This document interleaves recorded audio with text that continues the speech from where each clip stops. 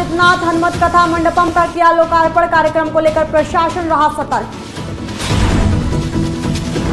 लखीमपुर खीरी को मिली बड़ी सौगात। गोला मैलानी स्टेशन वीआईपी लुक में चमके। पीएम मोदी ने किया वर्चुअल उद्घाटन। श्रावस्ती में स्वामी प्रसाद का भड़काऊ बयान। ऑपरेशन सिंदूर को बताए टॉय फिस्ट। एटा में तिरंगे के सम्मान में निकली भव्य यात्रा। हाथों में तिरंगा लेकर सड़कों पर उतरे अधिवक्ता। नमस्कार, आज की खबर देख रहे हैं आप। मैं हूं आपके साथ यशस्वी पाठक। आइए दिखाते हैं आपको उत्तर प्रदेश की अहम खबरें। उत्तर प्रदेश के मुखिया योगी आदित्यनाथ अयोध्या पहुंचे हैं और प्रसिद्ध हनुमानगढ़ी मंदिर परिसर में बने हनुमत कथा मंडपम का लोकार्पण किया है। सीएम योगी ने पहले हनुमानगढ़ी में दर्शन पूजन किए, फिर विधिवत रूप से मंडपम का उद्घाटन कर अयोध्या को एक और नया आध्यात्मिक केंद्र सौंपा। मुख्यमंत्री के दौरे को लेकर प्रशासनिक तैयारियां एक दिन पहले ही पूरी कर ली गई थी। बृहस्पतिवार को पूरे दिन अधिकारियों ने सुरक्षा और आयोजन स्थल की व्यवस्थाओं को लेकर सतर्कता बरती। एडीएम सिटी योगानंद पांडे ने स्वयं कार्यक्रम स्थल का निरीक्षण किया और सुरक्षा प्रबंधों की समीक्षा की।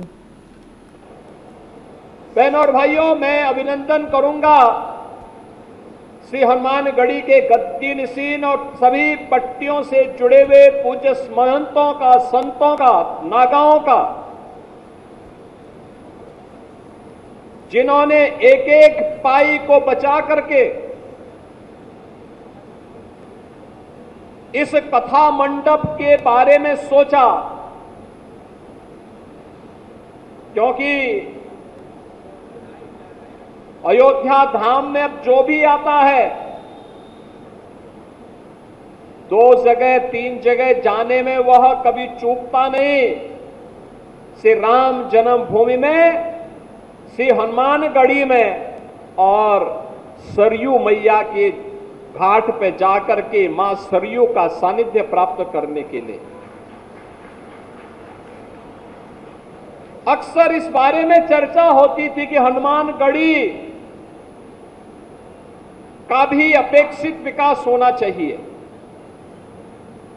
हम लोग भी बोलते थे ये होना चाहिए। कैसे होगा? क्योंकि एक ऐसी विरासत हनुमानगढ़ी के पास,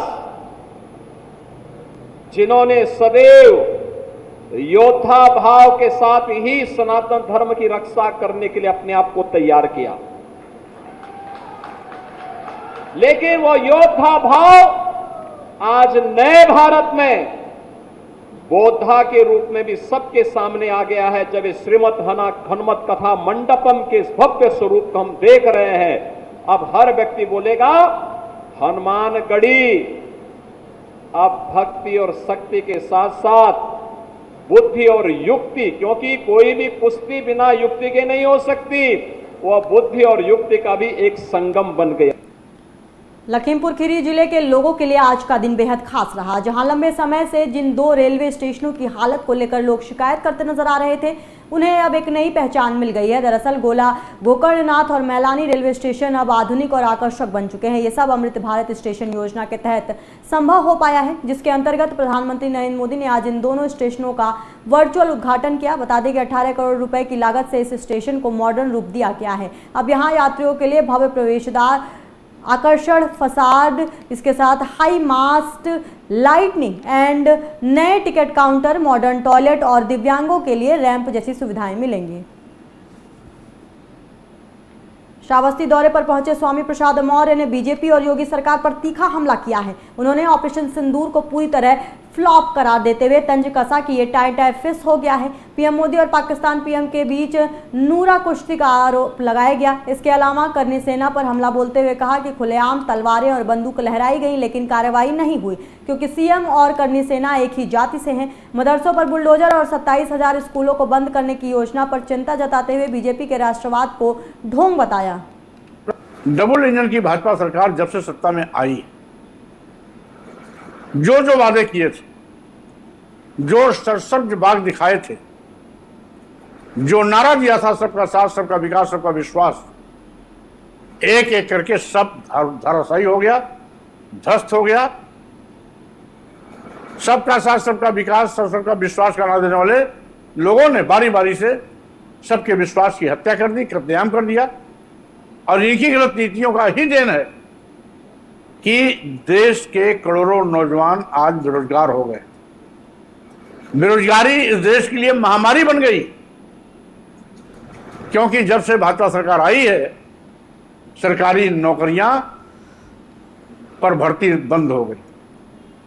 एटा कलेक्ट्रेट बार एसोसिएशन के अध्यक्ष रमेश बाबू और महासचिव रोहित पुंडीर के नेतृत्व में एक भव्य तिरंगा यात्रा निकाली गई। ये यात्रा कलेक्ट्रेट परिसर से आरंभ होकर दीवानी परिसर, जनपद न्यायालय होते हुए पुनः कलेक्ट्रेट बार एसोसिएशन परिसर में पहुंचकर संपन्न हुई। तिरंगा यात्रा में बड़ी संख्या में अधिवक्ता शामिल हुए और देशभक्ति के नारों के साथ राष्ट्रीय ध्वज के प्रति सम्मान व्यक्त किया। अधिवक्ताओं ने हाथों में तिरंगा लेकर एकता और अखंडता का संदेश दिया। यात्रा के समापन पर अध्यक्ष रमेश बाबू ने कहा कि तिरंगा हमारी पहचान और शान है और इसकी रक्षा के लिए हम सभी को सदैव तत्पर रहना चाहिए। इनका मेन उद्देश्य था कि हमारे पाकिस्तान के लोगों ने इतना अटैक किया था, हमारे लोग मार दिए गए, तो बहुत जब घूमने गए थे उस पर से मार दिए गए थे इनका बहुत, इसीलिए हम बहुत फिर उनके खिलाफत में हमने एक झंडा का आंदोलन किया है और तिरंगा की यात्रा निकाली है।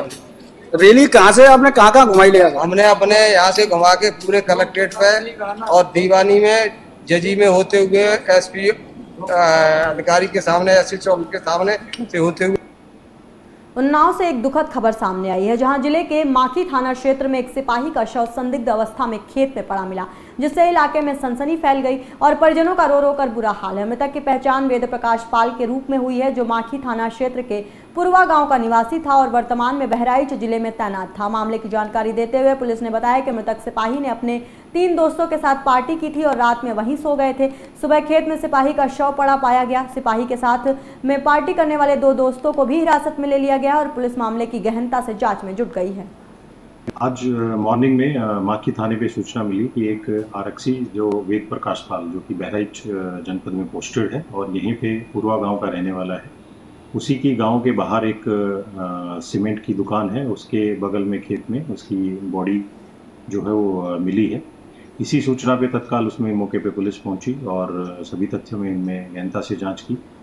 रात के समय वेद प्रकाश पाल जो आरक्षी है वो अपने 3 दोस्तों, जिसमें शिवबालक, चंद्रसेन और सुरेश पाल, इन्हीं के साथ में था। रात में इन्होंने साथ में खाना खाया, पार्टी की और उसके बाद जो वो दुकान थी वहीं पे उसकी छत पे सो गए।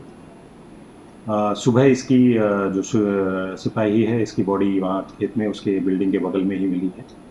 इसमें फील्ड यूनिट जो है उसके द्वारा भी मौके पे विजिट की गई है, सभी साक्ष्य संकलन किए गए हैं और सभी तथ्यों पे इसमें पुलिस गहनता से जांच कर रही है। इसमें जो रात में इसके साथ 2 साथी थे, शिवबालक और चंद्रसेन, उन दोनों को पुलिस ने हिरासत में लिया है, उनसे पूछताछ कर रही है। सभी तथ्यों पे पुलिस इसमें गहनता से जांच कर रही है और बॉडी को पीएम के लिए भिजवा दिया गया है और अग्रिम वैधानिक कार्रवाई इसमें पुलिस सुनिश्चित। चंदौली में चकिया तहसील के मुरारपुर स्थित एक विद्यालय का एसडीएम विकास मित्तल ने औचक निरीक्षण किया, जहां निर्माणाधीन बिल्डिंग की हालत देख वो नाराज हो गए। जांच में ठेकेदार की अनियमितता उजागर हुई और घटिया सामग्री के इस्तेमाल की पुष्टि हुई, जिसके बाद एसडीएम ने ठेकेदार को फटकार लगाते हुए 24 घंटे में फाइल सहित तलब किया। स्कूल परिसर में गंदगी देख उन्होंने साफ कहा कि किसी भी तरह की लापरवाही बर्दाश्त तो नहीं की जाएगी और दोषियों पर सख्त कार्रवाई तय है। आज सुबह लगभग 9:45 बजे जिलाधिकारी महोदय के निर्देशों के क्रम में आवासीय जो विद्यालय है कस्तूरबा गांधी मुरारपुर में, उसका निरीक्षण किया गया है। विद्यालय में छात्राओं की उपस्थिति थी, लगभग 100 के सापेक्ष 83 छात्राएं उपस्थित थी। उसके देखा जाए तो वहाँ पे जो शिक्षक थे वो भी उपस्थित थे। व्यवस्थाएं काफ़ी अच्छी थी, सुव्यवस्थित थी। किचन का भी जायजा लिया गया, साफ सफाई थी।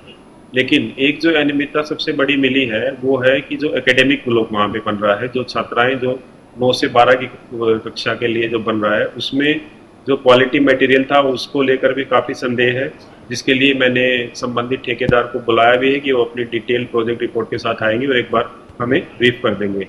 दूसरा जो हॉस्टल भी बन रहा है उसमें भी कहीं ना कहीं क्वालिटी को लेकर इश्यूज मुझे लग रहा है, तो उसके लिए जाँच एक हम लोग चाह रहे हैं कि हो जाए और डीएम सर के निर्देश के अनुसार जो ललितपुर के महरौनी तहसील क्षेत्र के ग्राम समोगर में एक लेखपाल पर 25,000 रुपए की रिश्वत मांगने का गंभीर आरोप लगा है। पीड़ित का कहना है कि मनमाफिक पैसे न देने पर जमीन की गलत नापतोल की गई, साथ ही गलत धाराएं लगाकर तलवान सहित दंडित करने का प्रयास किया गया। इसको लेकर पीड़ित ने जिलाधिकारी को शिकायती पत्र सौंपते हुए निष्पक्ष जांच और संबंधित लेखपाल पर कानूनी कार्रवाई की मांग की है। मामला प्रशासनिक जांच के घेरे में है। ये समस्या 67 का मुकदमा हमारे ऊपर झूठा किया गया है।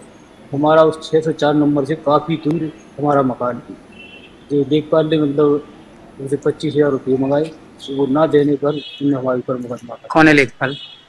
ये अक्षय शर्मा। तो अभी शिकायत करने कहाँ आए थे आप?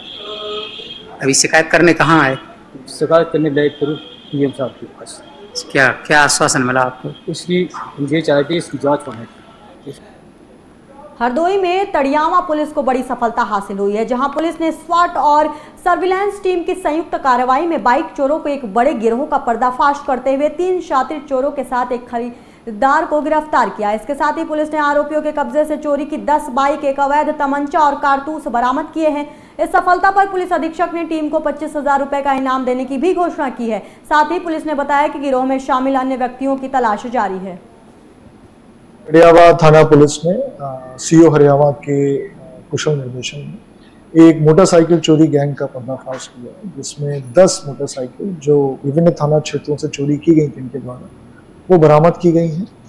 इनके पास से एक तमंचा भी बरामद किया है 315 बोर का, एक जिंदा कारतूस भी। ये 4 लोग हैं। इनके नाम अजीत, विजय बहादुर, कन्हैया और सतनाम है, जो कि टडियावा, बिलग्राम और बघौली थाना क्षेत्र के रहने वाले। इनके अन्य साथियों की भी तलाश की जा रही है। इसमें हमारी पुलिस टीम ने बहुत अच्छा कार्य किया। चेकिंग के दौरान ये पूरी एक गाड़ी पकड़ी गई थी, उसको हम लोगों ने ट्रेस करते हुए पूरे गैंग का खुलासा किया। तो इसमें टीम को मेरी ओर से 25,000 रुपये इनाम की घोषणा की जाती है। साथ ही साथ इसमें जो हमारा मेन दरोगा थे अभिषेक यादव, जो अभी प्रमोट हुए अंडर ट्रेनिंग से, उनका बहुत ही अच्छा कार्य है। उनको प्रशस्ति पत्र मेरे द्वारा। उत्तर प्रदेश के अहम खबरों में बस इतना ही। बाकी के अहम खबरों के लिए आप देखते रहिए आज की खबर।